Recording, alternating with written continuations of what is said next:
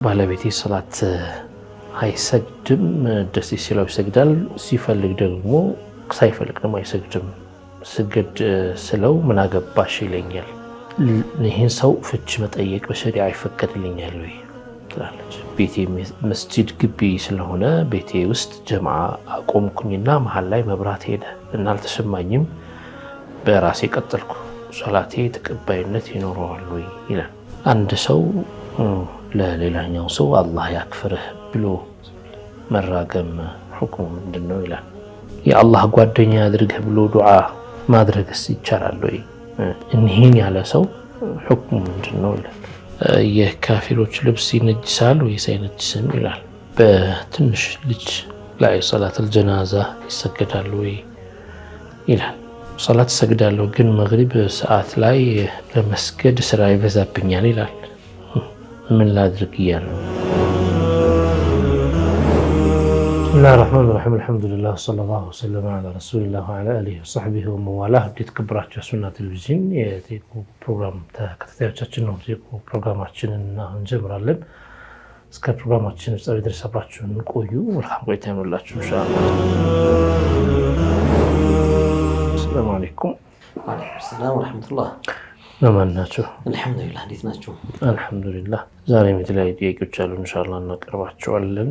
ወደ መጀመሪያው ጥያቄ ስናልፍ በ0998 መጨረሻው 08 አሰላሙ አለይኩም እንዴት ናችሁ? ባለቤቴ ሰላት አይሰግድም፣ ደስ ሲለው ይሰግዳል፣ ሲፈልግ ደግሞ ሳይፈልግ ደግሞ አይሰግድም። ስግድ ስለው ምን አገባሽ ይለኛል።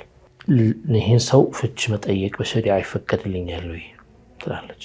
بسم الله الرحمن الرحيم الحمد لله رب العالمين والصلاة والسلام على سيدنا محمد وعلى آله وصحبه الطيبين الطاهرين ومن تبعهم بإحسان إلى يوم الدين.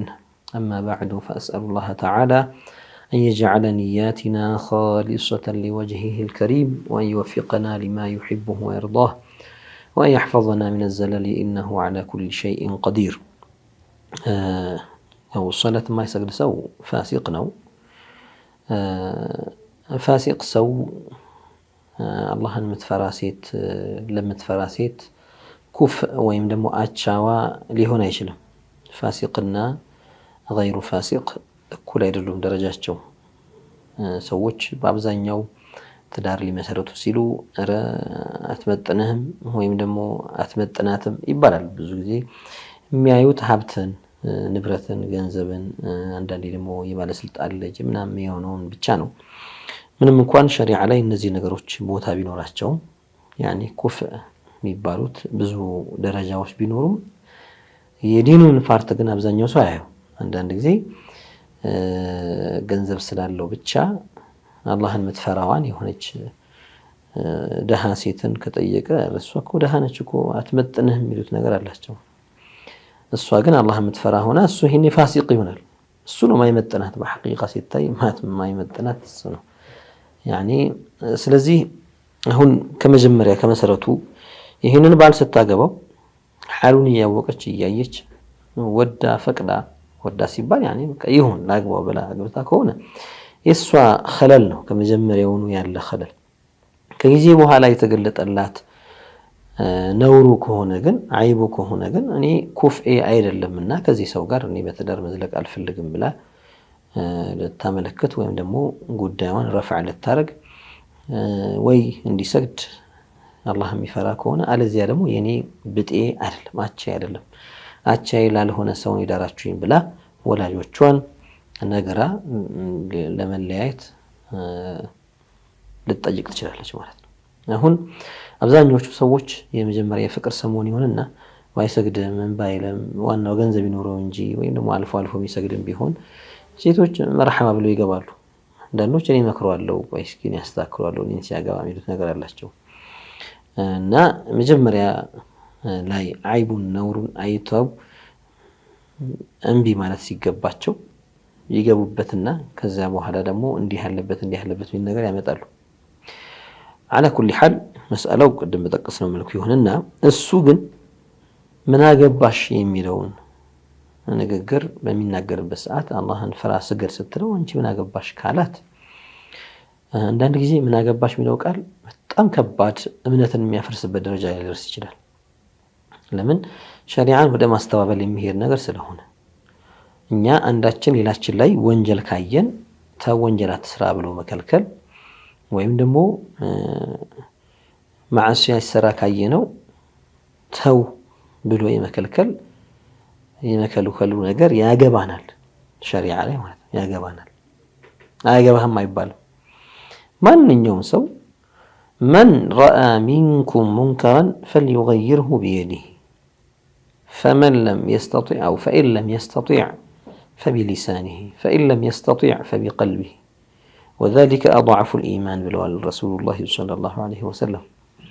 لذي منكر إيايش سواء أنشي أني بالسقدم منكر إيايش زمن وعلى تعلبش يبكل قداي أنشي نايم ملكة ما أجباشم كالت شريعا يستوابلنه من ميلو ما نيوم سو منكر يكون أي إنسان رأى منكرا مدفون نجر وانجلن كاية بأجو مكير كشارة بأجي مكير قديت علبت هنا قديتها كالتوتا وانجل يصافبت الاسوي بأجو كالشارة بملاسو ይሄ የወንድም የሴትም ጉዳይ ነው። በመላሱ ካልቻለ ነው በልቡ ጠልቶ ዝም የሚለው። ስለዚህ እሷ አቅሟ ይፈቅደው በመላስ መናገር ነውና አላህን ፍራ ስገድ እንጂ ስትለው አንቺን አያገባሽም ካላት በዚህ ጉዳይ ይሄ ጉዳይ አንቺን አይመለከትሽም ካላት ሸሪዓን ማስተባበል ይዟል ውስጡ። አላህ ይጠብቀን። ምናልባት እንደው ለመዳን አንዳንዶች ይሄ ምን አገባሽ የሚለውን ወይ ምን አገባህ የሚለውን ነገር ይህንን ማዕና አስበው ሳይሆን ሌላ ማዕና ሙሉ ለሙሉ ሌላ ነገር በማሰብ ሊናገሩት ይችላሉ። በዚያ ምክንያት ሊድኑ ይችላሉ። ለምሳሌ በቃ ተወኝ የሚል አለ አይደል? አንዳንዱ አውቀዋለሁ ግን ተወኝ፣ አትግባብኝ፣ ምን አገባህ አንተና አገባህም ሳይሆን በቃ በዚህ ጉዳይ አትግባብኝ። ኢንካሩን ወንጀል ነው ወይም ደግሞ አንተ የሌለህን ነገር ማድረግ የሌለብህን ነገር ነው ያረክ ያለኸው ሳይሆን ኢነማ በቃ አታድርግ ብሎ ያው እንደገና ወንጀል መጨመር ማለት ነው። ዞሮ ወንጀል መጨመር ይሆናል እንደ ወደ ኩፍሩ እንኳን ባያደርስም ማለት ነው። ስለዚህ ከሷ በኩል የሚጠበቀው ነገር ይሄንን ሐሉ የተለያት ጊዜ ያወቀች ጊዜ እኔ ከፋሲቅ ጋር መኖር አልፈልግም።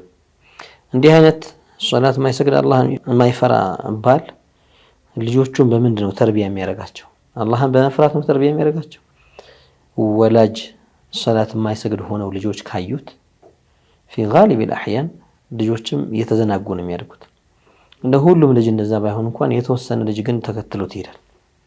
የታወቀ ነገር ስለሆነ የወላጅን ባህሪ ልጆች እየወረሱ ይሄዳሉ። የወላጅን ስራ ልጆች ይወርሳሉና እንዲህ አይነቱ ለልጇም የማይጠቅም ለልጆቿም የማይጠቅም ልጆቿን ራሱ በትክክል ተርቢያ ለማድረግና ለማሳደግ የማይሆን ባል ነውና እኔ አልፈልግም ከፋሲቅ ጋር መኖር አልፈልግም ካለች መብቷ ነው ማለት ነው። መርሐባ ለተከታታይ ጥያቄ ስናልፍ በ0921 መጨረሻው 80 የተላከልን ነው። ከአርባ ምንጭ ነው ጥያቄ። ቤቴ መስጂድ ግቢ ስለሆነ ቤቴ ውስጥ ጀማዓ አቆምኩኝና መሃል ላይ መብራት ሄደ እና አልተሰማኝም። በራሴ ቀጠልኩ። ሶላቴ ተቀባይነት ይኖረዋል ወይ ይላል። በመጀመሪያ መስጂድ የሚለው ያው በአሁኑ ሰዓት የመስጂዱ ቅጥር ግቢ ወይም ለመስጂዱ አገልግሎት የሚውሉ ቦታዎችን ጨምሮ ነው ዛሬ ሰዎች መስጂድ ብለው የሚጠሩት። መስገጃ ቦታውን በተለየ መልኩ ደግሞ ያለ ጧሃራ مثلا ሐይድ ሆና ማትገባበት ጀናባ ሰው ማይገባበት ብለው ይለዩታል። ግቢውን ደግሞ በአብዛኛው መራፊቅ የጥበቃዎች ክፍል የሙአዚኑ ቤት ምናምን እየተባለ የኢማሙ ቤት ተብሎ ኢማሙ ከነሚስቱ ከነልጆቹ እዛ የሚኖሩበት ሁኔታ አለ። አንዳንድ ቦታዎች ይሄ ነገር ስላለ መቼም ሴት ልጅ እዛ እስከኖረች ድረስ ተሂድ ባልና ሚስት እዛው እስከኖሩ ድረስ ጀናባም ይሆናሉ ግንኙነት ስለሚኖር፣ ስለዚህ መራፊቁል መስጂድ የመስጂዱ ለመስጂዱ አገልግሎት የሚሰጡ ቦታዎች አንድ ላይ በመስጂዱ ዙሪያ ያሉት የተገነቡ ቤቶችን ጨምሮ በስም ደረጃ እንደ ድርጅት እንደ ተቋም አድርገን ስለምናስበው መስጂድ ብለን የመሰየም ነገር አለ። ለምሳሌ ካርታው በማን ስም ነው ያለው ሲባል መስጂድ ከዛ ተብሎ ነው። ከዚህ አንፃር ነው እንጂ አለዚያ የመስጂድያ ሁክም ቢኖረው ኖሮ እዛ ውስጥም ጂማዕ ማድረግ አይቻልም፣ ግንኙነት ማድረግ አይቻልም። ሐኢዱን እዛ ውስጥ አትገባም። ጀናባ የሆነ ሰውም እንኳን ጂማዕ ሊያደርግ አይደለም ጀናባ ሆኖ እንኳን እዛ ውስጥ መግባትም አይችልም። ከዚህ አንፃር ነው ለያይተን ቦታዎችን ለያይተን ማየት ያለብን። ስለዚህ መስጂድ ተብሎ በመስገጃነት የተያዘ ቦታ አለ።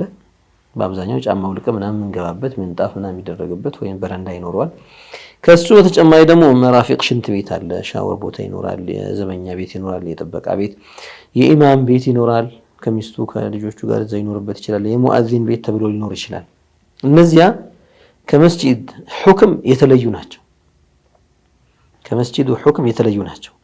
ምንም እንኳን አገልግሎታቸው የመስጂዱ ማህበረሰብ የሚጠቀምበት ቢሆንም ኢማም የሚጠቀምበት ሙአዚን የሚጠቀምበት ለመስጂዱ ጥቅም ማስገቢያ አንዳንዴ አይተን ከሆነ መሳጅዶች ውስጥ እኮ ሻወር ቤት ተገንብቶ ሰዎች ከውጭ እየመጡ ሁላ የሚጠቀሙበት ካፊሮቹ ላይ የገቡ የሚታጠቡበት ገንዘብ እየከፈሉ ሱቆች ይደረጋሉ። አሁን በአብዛኛው ሱቅ ነው የተለመደው።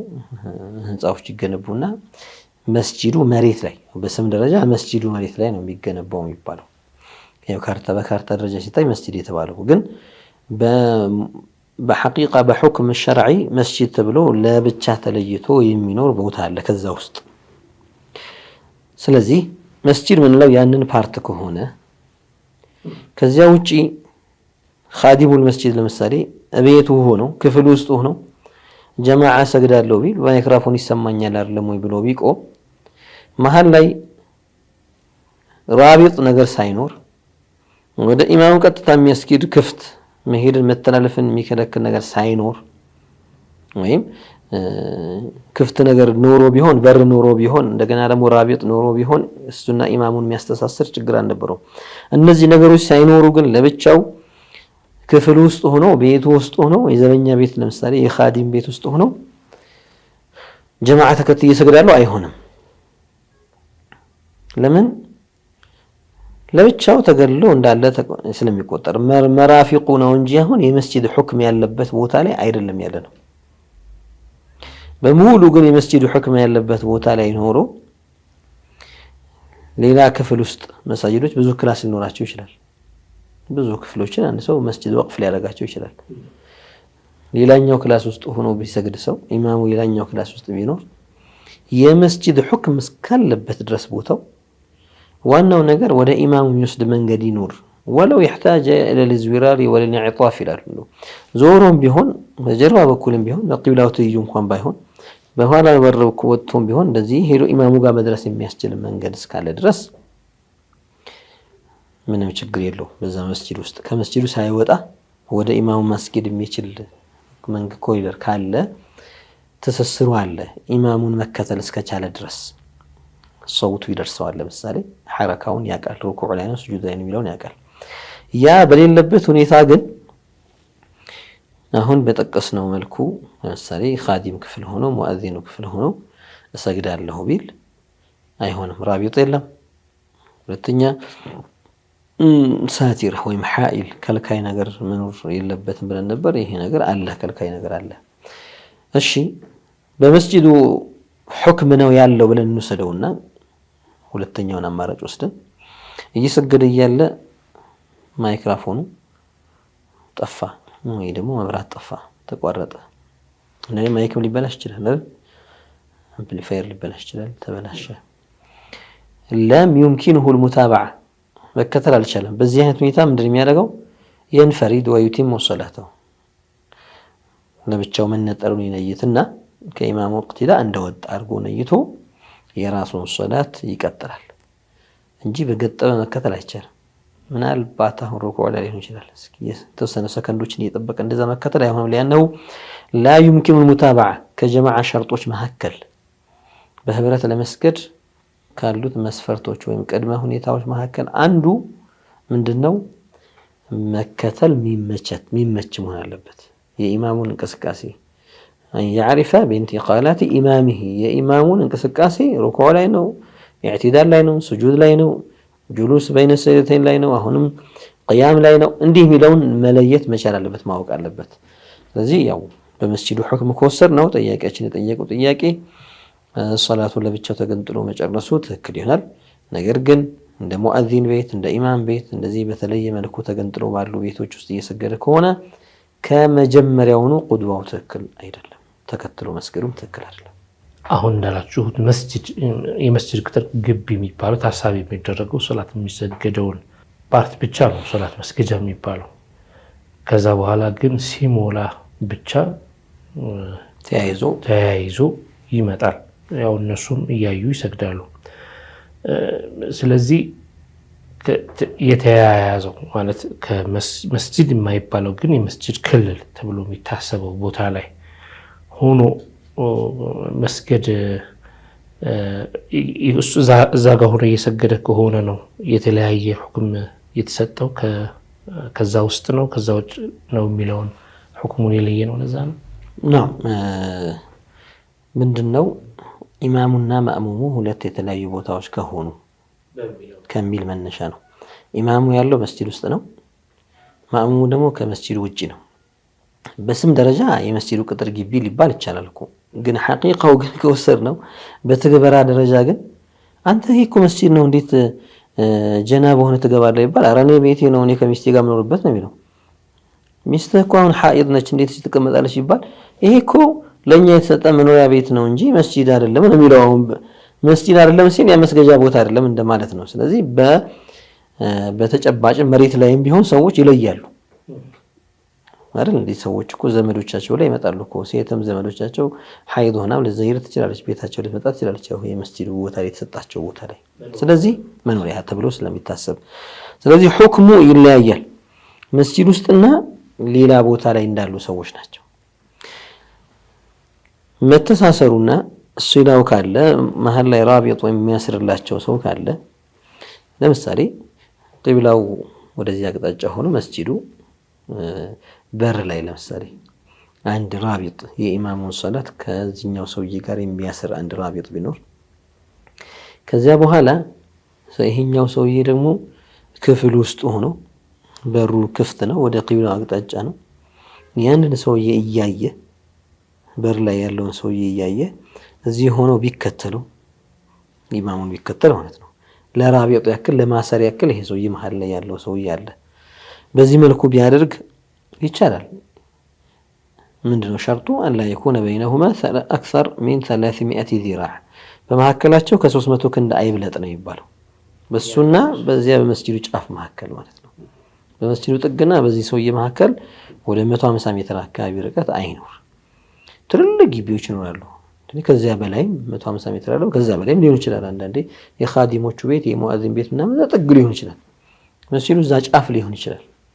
እንደዛ ሆኖ ቢሰግዱ ራቢጥ እንኳን አለ እንኳን ቢባል መሃል ላይ ያለው መሳፋ ግን ሩቅ ይሆንና መከተል አያስችልም። ስለዚህ ሸርጦቹን ማት አለባቸው ነው። እየሞላ ግን ተያይዞ ሶፍ እየቀጠለ ከመጣ ግን የሚታየው አኺር ሶፍ ላይ ያለውና በሰውየው መካከል ያለው ርቀት ነው የሚታየው። ሶፎቹ መስጂዱን ሞልተው እየቀጠሉ መጡ። ልክ እንደ ጁሙዓ ጋር ግቢውንም ሞሉት። ሙአዚኑ ክፍሉ ውስጥ ሆኖ ፊት ለፊቱ ራቢጦች አሉ፣ ሰላቱን የሚያስሩለት ሰዎች አሉ። ተከትሎ ሰገደ ይቻላል። ለምን? በመጨረሻው ሶፍና በሱ መካከል ያለውን ምን ለካለት እየተያያዘ ሲመጣ ማለት ነው። ወሃከዛ በይነ ሱፉፍም በሶፍና በሶፍ መሃል ሜዳ ላይም እንኳን ቢሆን በአንዱና በሌላኛው መሃል ከ300 ክንድ ያልበለጠ ርቀት መኖር አለበት ውጪ ሲኮን። አማ إذا اجتمع الإمام والمأموم في المسجد إمامنا مأموم ግን አንድ መስጂድ ውስጥ ከሆኑ ለምሳሌ ትልልቅ መሳጅዶች አሉ እንደ መስጂዱ ነብዊ አለይሂ ሰላቱ ወሰላም ያለ ሌሎችም መሳጅዶች ትልልቅ መስጂዶች አሉ። ኢማሙ ሚሕራቡ ጋር ሆኖ ማእሙሙ ደግሞ በጣም ርቆ ከ300 ክንድ በላይ 400 ክንድ ርቀት ላይ እንኳን ሆኖ ግን ማዛላ ፊል መስጂድ መስጂድ ውስጥ አሉ ነው የሚባለው። በዚህ መልኩ ቢሰግዱ من حيث القدوة የማእሙሙ ሶላት ትክክል ነው። ቁድዋ ኢማሙን ተከትሎ መስገዱ ትክክል ነው እንላለን። ምንም ወለው ኻለፈ ሱና ካልፈዋል ግን ሱናን ግን وإن كان خالف السنة مالت السنة ومندنو أن لا يبتعد عن الإمام أكثر من 3 أذرع كسوست كند بلاي على مراقنا يفلقوا بتشاون كونما إمامو أتقبنا يقوم تنش يتخلفوا قليلا كإمامو أتقبوا هنا إمامو لا لمقرب وإن مساوي لا لمهن ويدرقوا እንጂ እንደ መስጂድ ውስጥ እስካሉ ድረስ ግን ምንም እንኳን መሃል ላይ ያለው ርቀት ቢራራቅም እንደ ቁድዋ ተክል ነው። በ0909 መጨረሻ 48 ሰላም አለይኩም አንድ ሰው ለሌላኛው ሰው አላህ ያክፍርህ ብሎ መራገም ሁክሙ ምንድነው ይላል?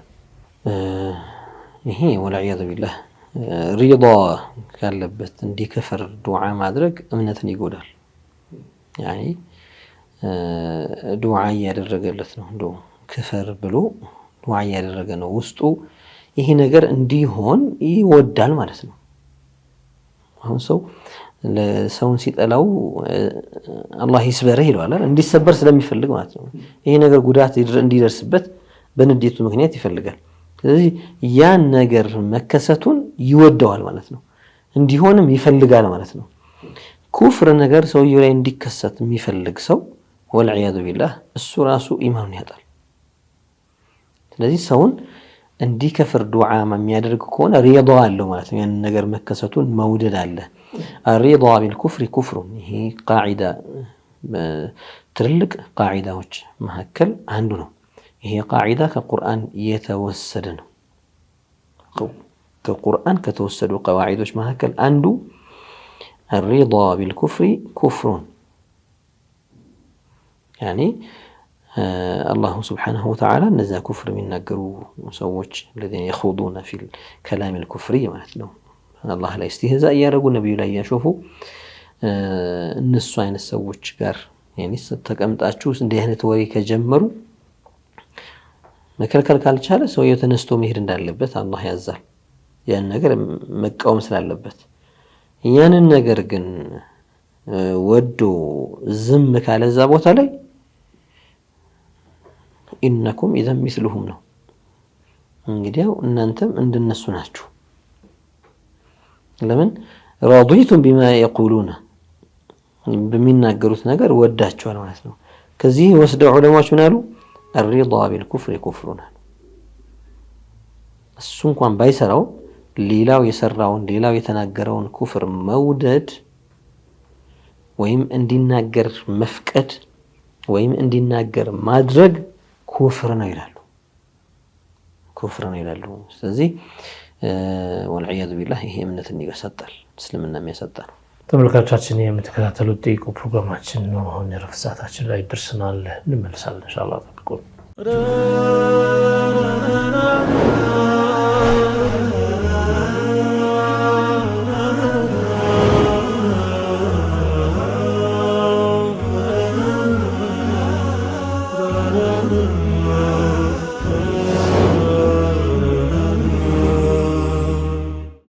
ተመልሰናል ተመልካቾቻችን የምትከታተሉት ጠይቁ ፕሮግራማችንን ነው። እናንተን ጥያቄ እያቀረብን እንገኛለን። አሁንም ከኛ ጋር ሆኖ ኢንሻአላህ በዚሁ ጥያቄ ሌላኛው በዚህ ቁጥር ስር ሌላኛው ጥያቄ ምንድነው የሚለው የአላህ ጓደኛ አድርገህ ብሎ ዱዓ ማድረግስ ይቻላል ወይ?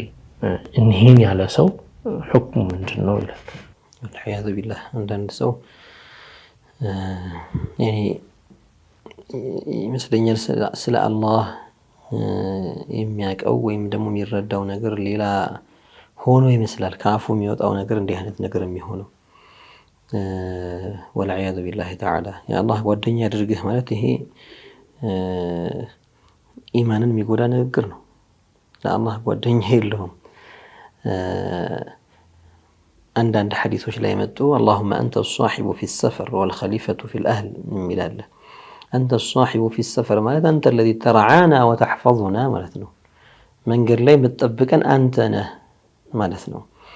والخليفة في الأهل ደግሞ እንዲሁም ቤተሰቦቻችን ደግሞ ምክንያቱም ጌታችን ሱብሓነሁ ወተዓላ በቦታ የሚወሰን አይደለምና እኛ ሐضር ላይ ከሆነ ሰፈር ላይ አይደለንም፣ ሰፈር ከሆነ ሐضር አይደለንም አይደል? ቦታ ይወስነናል። ጉዞ ላይ ስንሆን ቤተሰብ ጋር አንሆንም ማለት ነው። ቤተሰብ ጋር ካለን ደግሞ ጉዞ ላይ አንሆንም። ስለዚህ እኛ የትም ቦታ ብንሄድ ጉዞ ላይም ብንሆን አንተው ጠባቂያችን ነህ። ቤተሰቦቻችንን ደግሞ የተውናቸውን ቤተሰቦች ነው የምትጠብቀው ደግሞ አንተ ነህ። አንተ ሁሉም አይደበቅብህ ጊዜና ቦታ የማይወስንህ ጌታ ነህና ማለት ነው።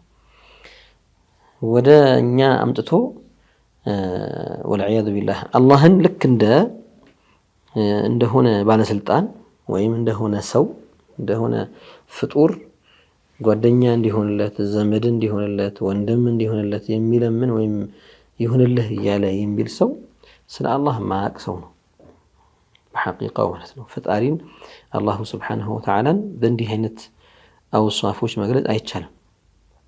አንዳንድ አልፋዞች ሐዲስ ላይ የመጡ አልፋዞች ዩተወቀፉ ፊሃ ወላ ዩቃሱ ዐለይሃ ይባላሉ። ቃላቶቹ ላይ እነሱ ላይ እንቆማለን እንጂ እኛ ቅያስ አድርገን አንተ ሷሒቡ ፊ ሰፈር የሚለው ሐዲስ ላይ መጥቷልና በቃ ምን ችግር አለ እኔ ደግሞ አላህን ጓደኛ ይሁንልኝ ብል ምን ችግር አለ ቢል ስለማን ነው የምታወራው? አንተ ስለ ኻሊቅ ስለ አላህ ነው የምታወራው ወይስ ስለማን ነው የምታወራው? አላህን ያላወቀ ሰው ነው እንዲህ አይነት ንግግር የሚያወራው። ይሄ እስቲሕዳር የሚያደርጉት ማዕና ምን አይነት ማዕና ይሆናል አላህ ይወቀው። ምናልባት ከፊል ሰዎች አንዳንዶች እኔ የፈለኩበት እኮ እንዲህ ነው ይሉ ይችላሉ። ግን በተናገርክበት ሰዓት ጓደኛ ማለት ማዕናው ምን እንደሆነ አታውቅም ወይ? አውቃለሁ። ያው ጓደኛ ማለት በአብዛኛው እንዲህ ቢሆን በችግሩ ጊዜ የሚደርስለት አብሮ የማይለየው ምናምን ስለሆነ ያው አላህም እንደዛ ያርገልህ ማለት ነው። ግን በተናገርከው ሰዓት ሷሒብ ማለት ምን እንደሆነ ወይም ጓደኛ ማለት ምን እንደሆነ ታውቃለህ አይደል? በዚያ ሰዓት አው ይጎዳል። ልክ በተሽቢህ መጃዝን ፈልገውበት ምን እንደሚሉት እኛ የአላህ ልጆች ነን እንደሚሉት ወይም ደግሞ አባት የሆነ እሱ እንደሚሉት አላህን እንደው ሐቂቃ ይወልዳል ማለት እንኳን ባይሆንም እንኳን እከሌ ልጁ ነው ማለት ወይም እኛ ልጆቹ ነን ማለት ኩፍር ነው። ሰውየው ሲናገር እኔ እኮ የፈለኩበት እንዲህ ነው ይል ይችላል። አይሁዶችና ነሷራዎች نحن أبناء الله بالوالكو وقالت اليهود والنصارى نحن أبناء الله وأحباؤه قل فلما يعذبكم بذنوبكم بل أنتم بشر ممن خلقنا يعني بل يقال لكم أنتم بشر مخلوقات الله نمتبالو تنجي بل أنتم بشر ممن خلقنا ونجي متبالوت من أتبالو لجات تبالو لمن لا الله لجن ما استقات تشبيه عنده مجاز التشبيه يبالل عندي هنتو ممنوع ነው ኩፍርም ጭምር ነው እስልምናንም ማፍረስ ጭምር ነው። ይሁድና ነሷራ نحن أبناء الله ሲሉኩ እንደ ዒሳ ነን ብለው እንኳን አላሰቡም። እንደ ዑዘይር ነን እነዚያ ዑዘይርዮች እንኳን እንደ ዑዘይር ነን ብለው እንኳን አላሰቡም እኮ። የፈለጉበት ማዕና ልክ የዛሬ አንዳንድ ራሱን ወደ እስላም ያስጠጋ ሰው ጓደኛ ይሁንልህ አባት ይሁንልህ ምናምን እንደሚለው አይነት ማዕና ነው የሚፈልጉበት። እንደዛም ሆኖ ግን ንግግራቸው ተወግዞ ቁርአን ላይ በል አንቱም በሸሩ ሚመን ኸለቅ እንዴት ኻሊቅ ስለ ኻሊቅ ስታወራ እንዴት ጓደኛ ይሁንልህ ይባላል? እንዴት አባት ይሁንልህ ይባላል? አንዳንዱ ዘመድህ አላህ ይሁን የሚልም አለ። ያው ከዚህ ጋር ተመሳሳይነት ስላላቸው በዚህ የመለስናቸው እንድንሄድ አላህ ዘመድ አይሆንም እኔ እኮ የፈለኩበት ይላል። አንተ ዘመድ ማለት ማዕናው ምን እንደሆነ አውቀህ ከሱ ተነስተህ ዘመድ ማለት ያው እንዲህ የሚያደርግ ነውና ችግር የለም በቃ እኔ ዘመድ ብዬ ልጥራው ብለህ ነው። ዘመድ የሚሉ አሉ አላህን ወልዒያዙ ቢላህ ትንሽ ቆይተው ወንድሜ ይሉ ነው፣ ትንሽ ቆይተው ልጅ ይሉ ነው። ልጅም እኮ ላረጀ ልጅ ይደርሳል አይደል? ላረጀ አባትና እናት ይደርሳል በሚል እና ስለዚህ አንዳንዶች ለአላህ ማይገቡ ቃላቶችን ወደ አላህ እየሰነዘሩ ፊማ በይነ الناس በሰው መሃል ብንጠቀምባቸው አሁን ስለ ነብዩ ብንናገራቸው ምንም ችግር የሌላቸው ሰው ናቸውና በሸር ናቸውና ለህም ደም ናቸው። ያው አንዳንዶች አባቴ ይላሉ ነብዩን አለይሂ ሰላቱ ወሰለም ወካነ ለሁም አበን ሐዲስ ላይ እንደመጣው ሰይዱና ዓሊ ረዲየላሁ ዐንሁ እንደተናገሩት ያኔ ጥሩ አባት ሆኖላቸው ለሰሓቦቻቸው እንደ ልጆቻቸው ነበር የሚያዩዋቸው ከርህራሄ ከምን አንጻር እና ለነብዩ አለይሂ ሰላቱ ወሰላም ቢባል ሷሂብ ቢባል ጓደኛ ቢባል إذ يقول لصاحبه ያው አንዱ ለአንዱ ሷሂብ ይሆናል መቼም ይሄኛው ለዛኛው ሷሂብ ከሆነ እሱም ለዚህኛው ደግሞ ሷሂብ ይሆናል እና እንዲህ አይነት ነገሮችን ለሰው ሲሆን የሚፈቀዱ ስለ ኻሊቅ ስናወራ ግን ስለ ጌታችን ስለ ዓለሙ ጌታ ስናወራ ግን በፍጹም ማንደፍራቸው ማንጠቀማቸው ቃላቶች አሉና ሰው አደቡን መያዝ አለበት። ስለ አላህ ነው ማወራው የሚለውን ነገር አስቦ መጠንቀቅ መቻል አለበት። በ0948 መጨረሻው 78 የተላከልን ጥያቄ ምንድነው የሚለው? ሰላም አለይኩም የካፊሮች ልብስ ይነጅሳል ወይስ አይነጅስም ይላል። የካፊሮች ልብስ ካፊር ሰውነቱ ነጃሳ ነው አይባልም። ነጃሳ እስካልነካው ድረስ حتى لو مات والميتة كلها نجسة غير الآدمي والسمك والجراد ሲባል آدمي ሲባል لو كان كافرا የሰው ልጅ አጠቃላይ ነጃሳ እስካልነካው ድረስ ነጂስ ነው አይባልም በሰውነቱ ማለት ነው። إنما المشركون نجس የተባለው النجس العقيدة ማለት ነው። نجس الاعتقاد ማለት ነው። ዲናቸው የያዙት ዲን የተነጀሰ ነው። አላህን እያስተባበሉ አላህን የሚያስዋሽ አላህን ይወለዳል የሚል አላህን የሚሰድብ እምነት መቼም ክብር የለው። ያኔ ያው ነገር ያመጣዋል ይባላልና ግርም የሚለኝ አንዳንዶች እኔ እምነታቸውን አከብርላቸዋለሁ የሚሉ ሰዎች አሉ። ምን ማለት ነው? ማክበር ከሚለው እንደው ምን እንደምትረዳው ይባል ኢህቲራም አደርግለታለሁ ከሆነ እንዴት ኩፍርን ኢህቲራም ታደርጋለህ? ዝሙት ቢሆን ኢህቲራም ታደርግ ነበር? ሰውን ገድሎ ቢሆን ኖሮ ይህንን መግደል ጥሩ ነገር ነው ልትወስደው ነበር? አንተን የሰራኸው እኔ አከብርልሃለሁ ትለዋለህ። ወንጀልን ከወንጀሎች ሁሉ የከፋው ኩፍር ነው። ወልዒያዙ ቢላህ አላህን መስደብ ነው። አላህን መስደብን ሰው እምነቴ ብሎ ከያዘው እኛ እንዲሰልም እምነትን እንዲቀይርና ወደ ትክክለኛው መንገድ እንዲመጣ እንጥራለን። እምቢ ካለ ባለበት መልኩ ሆኖ ማህበራዊ ግንኙነት አይከለክለንም። አብረን እንኖራለን። አብረን መኖር ማለት ግን የያዘውን ነገር መውደድና ማክበር ማላቅ ግን አይደለም። ይሄን ነገር ትክክል ነው ብሎ ኢዕቲራፍ ወይ እውቅና መስጠት ማለት ግን አይደለም። እና እንዲህ የሚሉ ሰዎች አሉ። ይሄ እናከብርለታለን፣ እምነቱን እንደዚህ እናደርግለታለን የሚሉት ነገር ይሄ የሚከበር ወይንም ኢዕቲራፍ የሚደረግ ነገር አይደለም። ግን በሰውነቱ ግን ነጂስ ነው ብለን ግን አናምንም። አላህ ቁርአን ላይ የነገረን አያ إنما المشركون نجس فلا يقربوا المسجد الحرام የተባለው بعد يومهم هذا ይሄ መስጂድ መግባት የሚከለክላቸው ሙሽሪኮች ስለሆኑ መስጂዱል ሐራም ካሁን በኋላ እንዳይገቡ አላህ የከለከለበት ነው። ከዚያ ፊት እርቃናቸውን ሙሽሪኮች ያኔ ሌሊትና ቀን የተፈራረቁ ሴትና ወንድ በተለያየ ጊዜ የሆኑ ካዕባን ሙሉውን በጣዖታት ሞልተው ያንን የተከበረ ቤት የሽርክ ማዕከል አድርገውት ማለት ነው። ወልዒያዙ ቢላህ የሽርክ ሴንተር አድርገውት ጣዖቶች እንዳለ ሞልተው ይሰሩበት የነበረ ነበር። ያንን አላህ ያጸዳበት ነው። ስለዚህ ሙሽሪክ ገላው ነጂስ ነው አይባልም። ኢላ ኢዛ አሷበቱ ነጃሳ እንደሌላው እንደ ሙስሊም ነጃሳ ከነካውና ከሰውነቱ ወደ ልብሱ የተላለፈ ነጃሳ ካለ ወይም ልብሱን ነጃሳ ከነካው ልብሱ ተነጅሷል እንላለን። ስለዚህ የካፊር ልብስ ነጃሳ ነው አይባልም፣ በጥቅል አይባልም። ነገር ግን ሙሽሪኮች በአብዛኛው ጊዜ ካፊሮች በአብዛኛው ጊዜ ለጧሃራ ጥንቃቄ ስለማያደርጉ ሸንተው እንደኛ እስቲንጃ የሚባል ነገር አያውቁም። ፊል ጋሊብ አብዛኞቹ እንደዛ ናቸው። ሌሎች ከኸምር ጋር ያላቸው ግንኙነት ኸምር ነጂስ ነው የሚል ከኺንዚር ጋር ከውሻ ጋር ከአሳማ ጋር ያላቸው ንክኪ በጣም የቀረበ ነው። ሌሎች አይነት ነጃሳዎችም የደምን ነጃሳም ይሁን መዚም ይሁን ወዲም ይሁን ሌሎችም ነጃሳዎችን የመከልከልና የመጠንቀቅ ራሳቸውን ከነጃሳ የመጠበቅ ነገር እነሱ ጋር ስፍር ነው ተቅሪበን። በጣም ናዲር ጥቂት ሊሆን ይችላል ራሱን ከእንዲህ አይነት ነገር የሚጠብቀው በጣም ጥቂት። ስለዚህ ጋሊበን ከነጃሳ ጋር ንክኪ ስላላቸው ሙሽሪኮችን ልብስ ስንወስድ ወይም ስንዋስ በሆነ አጋጣሚ እንዋስ እንችላለን። ሐራም አይደለም እኮ ካፊር ለሙስሊም ሊያውሰው ይችላል። ሙስሊም ከካፊር ሊዋስ ይችላል፣ ሊበደር ይችላል። ምንም ችግር የለውም። እና በትውስትም ይሆን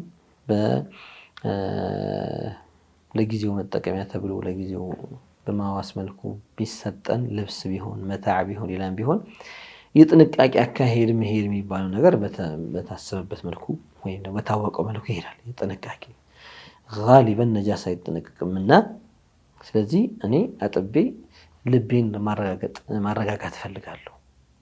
ያኒ ቀጥዑ ሸክ ቢልየቂን ከዚህ አንፃር ወይላ በነጃሳ ጉዳይ እንኳን እኛ ነጂስ ሲነካው ካላየን በስተቀር ተነጅሷል ብለን አንፈርድም። በግምት አይፈረድም። አላህ ቀላል አድርጎልናል።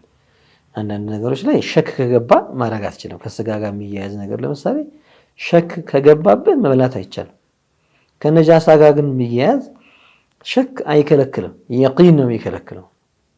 እርግጠኛ ተነጅሷል የሚለውን ነገር እርግጠኛ ስትሆን ነው ያን ነገር መተው ያለብህ። ስለዚህ ከካፊሮች ጋር በሚመጣልን በምንዋሰው ልብስ በርዱን አንድ ጓደኛችን ጃኬትን አንድ አውሰኛለሁ ተውሰን ደርበን ወጣን። ልንሰግድ ፈለግን። ብዙ ጊዜ ቤታቸው ውሻ ይኖራል፣ ነጃሳም አይጠነቀቅም። ስለዚህ ይቅርብኝ እኔ አውልቄው ሰግድና ከዛ በኋላ ሲሄድ ለብሰዋለሁ የሚል አይነት ጥንቃቄ መውሰድ ምንም ችግር የለውም። ተገቢ ቦታው ላይ ይሆናል። እንዲህ አይነቱ ግን የካፊር ልብስ ነጃሳ ነው ተብሎ ግን መተው አይደለም። በ0931 የተላክልን ጥያቄ በትንሽ ልጅ ላይ ሶላተል ጀናዛ ይሰገዳል ወይ ይላል። ህፃን ልጅ ሲሞት ሶላተል ጀናዛ ዋጅብ ነው። ያኔ በህይወት እስከወጣ ድረስ ከእናቱ ሆድ ሲወጣ ያኔ ሩህ ተነፍቶበት ነበረ ሲወጣ አልቅሶ ሊሆን ይችላል። አንዳንዱ ዓመት ቆይቶ 2 ዓመት ቆይቶ በዛነት ይሞታል። ከዛም በላይ አልሙሂም ለአካለ መጠን ሳይደርስ የሞተ ህፃን ሆኖ ሞተ ይባላል። ሶላቱል ጀናዛ በሱ ላይ መስገድ ይቻላል ወይስ አይቻልም ወይ ብቻ ሳይሆን ዋጅብም ጭምር ነው፣ ግዴታ ነው፣ ሐቁ ነው ማለት ነው። ሐቁ ነው። ምናልባት ጠያቂዎች እኛ ሶላቱል ጀናዛ የምንሰግደው ምህረት ልንለምንለት አይደለም ወይ? ይሄ ልጅ ደግሞ ገና ያልወነጀለ ልጅ ነው። የ1 ሳምንት ልጅ ሊሆን ይችላል፣ የ1 ቀን ልጅ ሊሆን ይችላል፣ የ7 ዓመት ልጅ ሊሆን ይችላል። ገና ወንጀል መች ተጻፈበት እና ምንድነው የምናደርግለት ከሆነ ዱዓኡ ላይ ለህፃን ልጅ የሚደረገው ዱዓ ሶላቱል ጀናዛ ላይ ለሌላው ከምናደርገው የተለየ ዱዓ አለ። ዱዓ የምናደርገው አላሁ ተዓላ አን የጅዐለሁ ፈረጥ ኸይር ሊዋሊደይህ ነው። ያኒ ለወላጆቹ ጥሩ ተቀዳሚ እንዲያደርገው፣ ወላጆቹን የሚያስምር አላህ እንዲያደርገው፣ ለወላጆቹ ሸፊዕ የሚሆን አላህ እንዲያደርገው ነው ምን ለምንለት። ወንጀሉን ማርለት ብለን ወንጀል የለበትምና ወንጀል ማርለት ብለን መለመን አያስፈልገውም። ያኒ ምንም እንኳን አንዳንድ ጊዜ እስትግፋር ለልጅ እንኳን ለህፃን ልጅ እንኳን ማዕና አለው፣ ሌላ ማዕና አለው። የግድ ኃጢአት መሆኑ ሸርጥ አይደለም። ትንሽ አድግ ብሎ የሚሰራ ከሆነ አተሩ ዘንብ የሚባል ነገር አለ። እሱ ማዕሲያ ባይከተበት እንኳን የሚቶ አተር እሱ ላይ ያለ ነገር እንዲነሳለት ተብሎ የሚለመንበት ሁኔታ አለ። ለዚያ ነው ልጅን እስትግፋር ብናለማምደው ምንም ችግር የለው። ወንጀል ሰርተሃል ማለት ነው ያሲዝ ሶላት ሰግደን አስተግፊሩላህ በል ብንለው ልጁን ሐሰናት ከማስገኘቱ ባሻገር የዚክር ነገር ግን እሱ ምን ነው እስትግፋር የሚያደርገው መች ወንጀል ሰራና ሊባል ይቻላል። ያው ይማርለታል የሚባል ወንጀል ባይኖርም ሌላ ጥቅም ግን አለው በሌላ አثር እና ያው ሐሳባቸው ወይም ደግሞ እንደ ጥያቄ ያስነሳባቸው ነገር መቼ ወንጀል ሰርቶን ማረው ልንል ነው ከሆነ እስትግፋር ለወንጀል ብቻም አይደለም ለሌላም ነገር ይደረጋል። ከዛ በተጨማሪ ግን ዑለማኡል ኢስላም ህፃን ልጅ ከሆነ ሶላቱል ጀናዛ የሚሰገድበት ዱዓ ሲደረግ ይሄንን ዱዓ አድርጉ ብለው ያስቀመጡት ዱዓ አለ። ያን የሚደረግለት እንጂ ከቀብር ጥያቄ ጋር በተያያዘ የለበትም ነው የምንለው አይደለም። ህፃን ልጅ ቀብርም ጥያቄ የለበትም፣ የቀብር ዓዛብም የለበትም፣ የጀሃነም ቅጣትም የለበትም። ናጂ ነው። በልጅነቱ የሞተ ነጃ ወጣ። መርሐባ። ወደ መጨረሻው ጥያቄያችን እናልፋለን።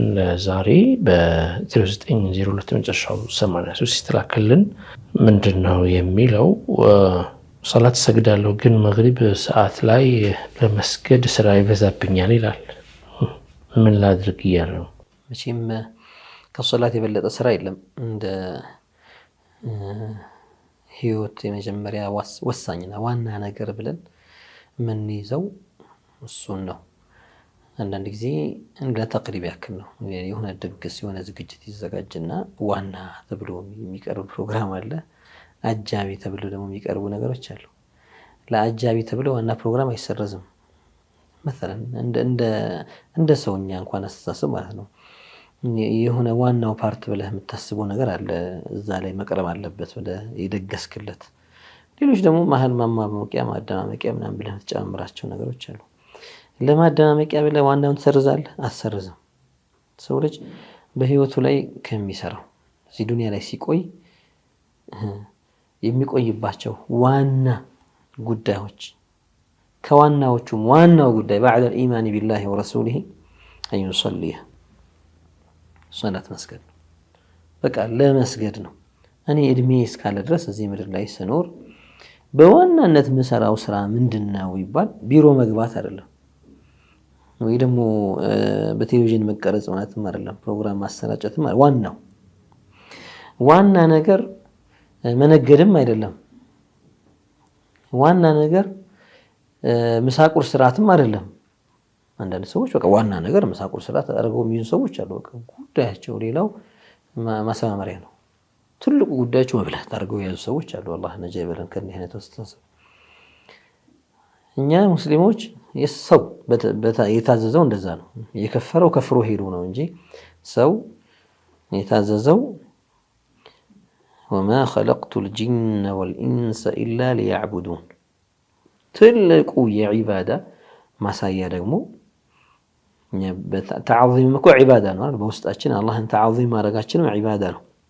ትልቁ አላህ አዞን ከፈርዶች ሁሉ የበለጠ ፈርድ አድርጎት የዒባዳ መገለጫ ያደረገው ምንድን ነው? አሶላት። ለዚያ ነው ሰው መሰናዳት ያለበት። ለዛ ነው ያው በሚያሳዝን መልኩ ተለምዶም ሆነና አንዳንዴ በይነመን ይሰሉን ሐታ ሰጋጆችም ሆነው ግን ለሶላት የሚሰጡት ክብደት ትክክለኛ አይደለም። የሰጡት ሚዛን ትክክለኛ አይደለም። የሰጡት ክብደት ይሄን ያክል ነው ኪሎ ብለው ማለት ነው፣ ይሄን ያክል ነው ወዝኑ ብለው የሰጡት ነገር ለምሳሌ ሌላ ነገር ይደረግና በቃ እስከዛ ትንሽ ሰገድ እናርጋት ይባላል። ማለት ሌላው ነገር ልክ እንደዋና ይቆጠርና እችኛዋ መሀል ላይ የምትገባ ፋሲል ነው ዋሲል እንደሚባለው ማለት ነው። ትንሽ እረፍት አድርገን እንመለስ እንደሚባለው አይነት ነገር ወይ ደግሞ ሶላቷን አንዴ እናስቀጣት የሚባል አባባል አለ።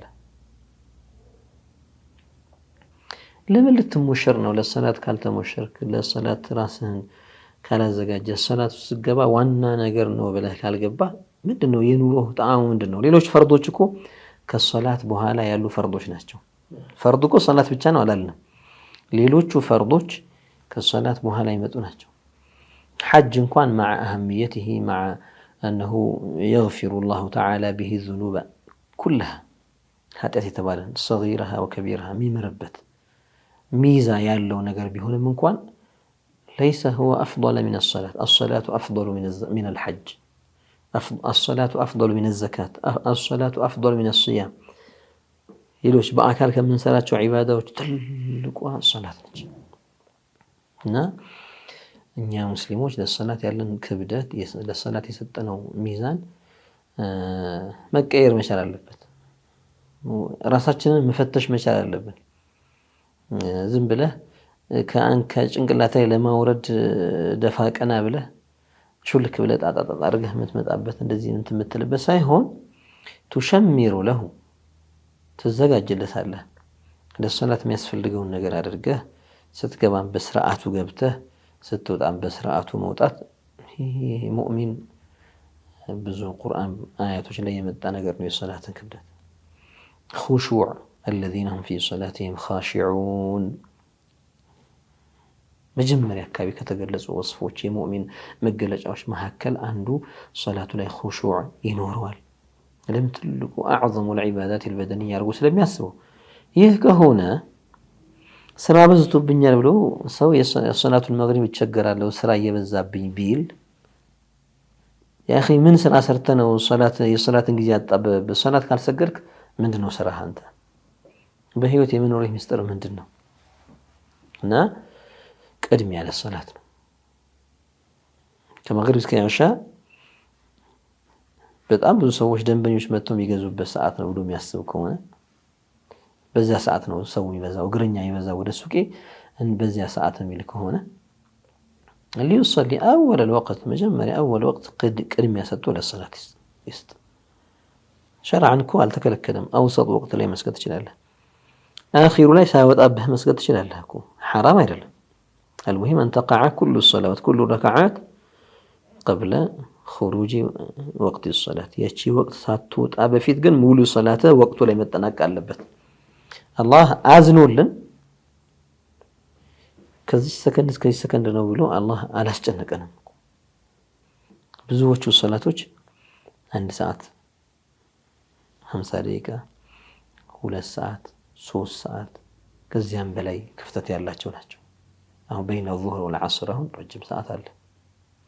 አብዛኛው ሀገራችን ሁኔታ ስናየው 6 ሰዓት ከምናምን الظهر ይገባል፣ ዓስርም ይገባው 9 ሰዓት ከምናምን ለ10 ምናምን ጉዳይ 10 ሰዓት አካባቢ ነው። መሃል ላይ ተقريبا የ3 ሰዓት ክፍተት ይኖራል። ሰፊ ነው ማለት ነው። በዚህ 3 ሰዓት ውስጥ ካንተ የሚጠብቀው 4 ደቂቃ የምትፈጅ ሶላት ነች ከፈጀ ማለት ነው። እቺ ነች አሁን ስራ በዛብኝ ይባላል። በይን መግሪብ ወልዒሻ 50 ደቂቃ ቢኖር 1 ሰዓት ቢኖር ከዚህች ውስጥ ለ3 ረካዓ ሰላት እኮ 3 ደቂቃ ትበቃለች እኮ። እንደው በዚህ እናሳጥረው እያልኩኝ አይደለም። ሰው ቢያሳምረው ቂራአውን ቢያረዝመው በኹሹዕ ተስቢሑን ትክክል ቢያረግ ሌላም አጅር አለ እኮ ተጨማሪ ነገር አለ። እንደው ፈርዷን እንኳን ለስራ ቢል እንኳን 3 ደቂቃ ከ50 ደቂቃ 3 ደቂቃ አተህ ውዱእ ምናምን ሰተህ የተወሰነች ደቂቃ በተጨመረባት ነው ለአላህ እቺን አጣህለት። አላሁ አክበር። በነገራችን ላይ አላህን አይደለም የምትጠቅመው ሰግደህ የምትጠቀመው አንተ ነህ። ጀነት ላንተ ነው የተዘጋጀው፣ አላህ ሊጠቀምበት አይደለም። ነዒም ላንተ ነው የተዘጋጀው፣ አላህ ሊጠቀምበት አይደለም። አላህ በመخلوቃቱ አይጠቀምምና ይህንን ነገር መረዳትና ለሶላት ክብደት መስጠት ነው የሚፈልገው እንጂ ወቅት ጠበበኝ አስተቸገርኩኝ የሚል ነገር በፍጹም ተቀባይነት የለውም። መርሐባ ሰጣችሁን ሸሪዓ ምላሽ ባረከላሁ ፊኩም። ተመልካቾቻችን የተከታተላችሁ የነበራችሁ ጠይቁ ፕሮግራማችን ይህንን ይመስል ነበር። ከእናንተ የተላኩ ጥያቄዎችን በዚህ መልኩ አሰናድተናል። ለዛሬ የተለያዩ ጥያቄዎች ካሏችሁ በተለመደው ስልክ አድራሻዎቻችን በኩል ላኩልን፣ እናስተናግዳቸዋለን። ይሄ ፕሮግራም ሁሌም ጁማ ምሽት 3 ሰዓት እንዲሁም ደግሞ እሁድ ቀን 7 ሰዓት ወደ እናንተ የሚተላለፍ ሲሆን በተመረጡ ቀናቶች እነዚህ 2 ፕሮግራሞች ይደግማሉ። አብራችሁን ስለነበራችሁና ስለተከታተላችሁ እጅግ አድርገን እያመሰገንን ከወዲሁ እንሰናበታለን። ሌሎች ፕሮግራሞች ይቀጥላሉ። ወሰላሙ አለይኩም ወራህመቱላሂ ወበረካቱሁ።